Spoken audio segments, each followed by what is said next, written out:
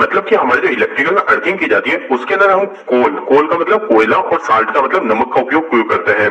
दोस्तों यह question electrical के इंटरव्यू के अंदर भी काफी ज्यादा पूछा जाता है, तो दोस्तों ये वीडियो काफी ज्यादा इंपॉर्टेंट होने वाला है। और दोस्तों इस पॉइंट के अलावा इस वीडियो के अंदर मैं आपको अर्थिंग से जुड़ी और भी कई सारी जानकारी देने वाला हूँ जो कि इलेक्ट्रिकल के इंटरव्यू के अंदर काफी ज्यादा पूछी जाती है। पर सबसे पहले हम कोल एंड साल्ट की बात कर लेते हैं।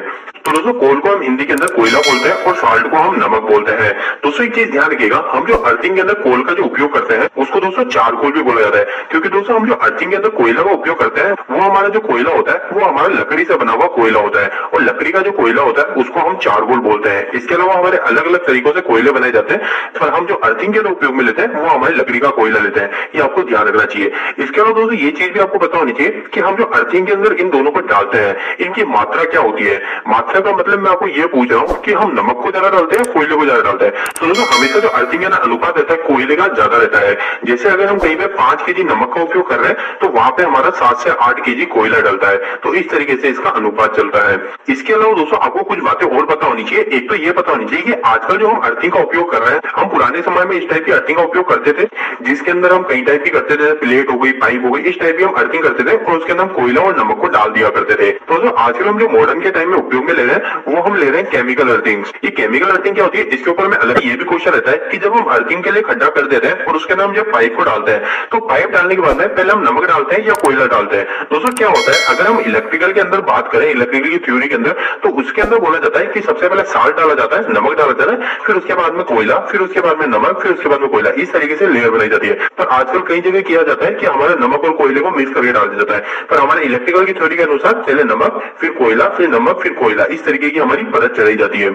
इसके अलावा छोटी सी बात ये भी ध्यान रखिए कि हम कॉपर का उपयोग करें, जीआई का उपयोग करें या फिर हमारे कास्ट आयरन का उपयोग करें, किस टाइप की हम अर्थिंग करें, क्योंकि हमारे अर्थिंग जब करते हैं, अर्थिंग का मतलब क्या होता है, अर्थिंग का मतलब सिर्फ इतना होता है कि हमने खड्डा किया और उस खड्डे के अंदर हमने कोई सी भी चीज डाल दी, कुछ भी डाल सकते हैं, जरूरी नहीं कि कॉपर, जीआई या फिर कार्बन डाले, हम कुछ भी डाल सकते हैं, पर वो ऐसी चीज होनी चाहिए जो हमारे करंट को कैरी करती हो। मतलब ये जो भी हमने चीज डाली इसमें से हमारा करंट आसानी से गुजर सके, वो चीज उपयोग करता है। तो हमारे जो मुख्यतः होते हैं और जो सस्ते मिल जाता है वो ये 3 चीजें होती है।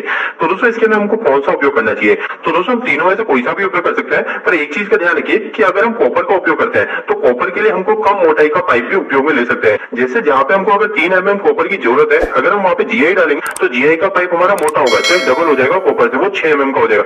इसी प्रकार अगर हम कास्ट आयरन की बात करें तो कास्ट आयरन हमारा 12 mm का हो जाएगा। मतलब इनकी मोटाई हमको बढ़ानी पड़ती है, क्योंकि दोस्तों जो कॉपर होता है इस कॉपर की कंडक्टिविटी अच्छी होती है, ये करंट आसानी से फ्लो करा देता है, इसलिए अगर हम कॉपर का उपयोग करेंगे तो कॉपर के लिए हम पतले पाइप का भी उपयोग कर सकते हैं।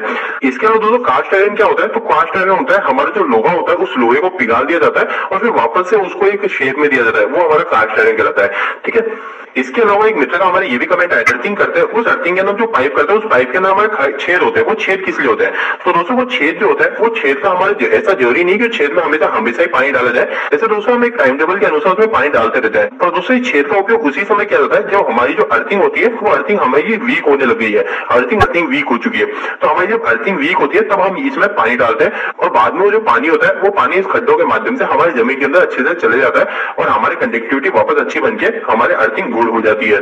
तो इसलिए हम छेद वाले पाइप का उपयोग करते हैं और हमको यही करनी चाहिए। तो दोस्तों अब हमारे मेन क्वेश्चन के ऊपर आ जाते हैं कि हम कोयले का उपयोग क्यों करते हैं और नमक का उपयोग क्यों करते हैं। अगर मैं यहाँ पे कोल बोल रहा हूँ तो कोल का मतलब वही है कि हम चारकोल की बात कर रहे हैं जो कि लकड़ी का कोयला होता है।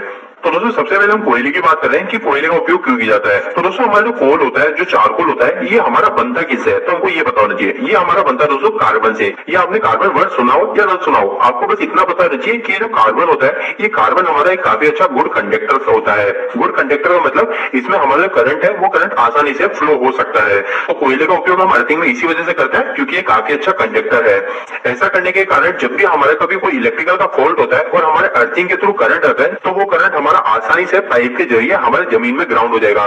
तो यहाँ पे हमको एक अच्छे खासे गुड कंडक्टर की जरूरत होती है, तो वो हमारा चारकोल पूरा कर देता है। तो आपको सिर्फ इतना सा ध्यान रखना है कि हमारा कोयला होता है वो कोयला मेड ऑफ कार्बन, मतलब कार्बन से बना हुआ होता है और कार्बन जो होता है वो काफी अच्छा गुड कंडक्टर होता है। इसके अलावा दोस्तों अगर हम नमक की बात करें तो नमक के अंदर भी हमारी कंडक्टिविटी होती है, मतलब हमारा जो नमक का पानी होता है उस नमक के पानी में हमारा करंट फ्लो हो सकता है। इसके अलावा दोस्तों नमक का मेन जो काम होता है हमारे अर्थिंग के अंदर, वो नमक हमारा जीआई प्लेट और अर्थ मतलब जमीन के बीच में आपस में कंडक्टिविटी क्वांटिटी को बढ़ाता है, मतलब ये आपस में बढ़ाने की कोशिश करता है। दोस्तों आखिर में क्या होता है, जो नमक होता है ना, वो नमक सबसे पहली चीज, तो नमक हमारा जो पानी होता है, उस पानी को, जो हमारे जमीन के अंदर पानी है, उस पानी को अपने अंदर अवशोषित कर लेता है। और जो नमक होता है, उस नमक के अंदर हमारा काफी ज्यादा पानी की मात्रा आ जाती है। जैसे हमारे नमक के आसपास जो जमीन है, उसके अंदर जो पानी है, उस पानी को हमारा नमक अवशोषित करेगा। ऐसा करने के बाद में हमारा वो नमक, वो पाइप और हमारा जमीन, इन दोनों के बीच में आपस में कंडक्टिविटी बनाने की कोशिश करता है। ऐसा करने से हमारी अर्थिंग है, वो अर्थिंग और भी स्ट्रॉन्ग हो जाती है और उसका जो रेजिस्टेंस है, वो रेजिस्टेंस और भी कम हो जाता है। तो दोस्तों उम्मीद है कि अब आपके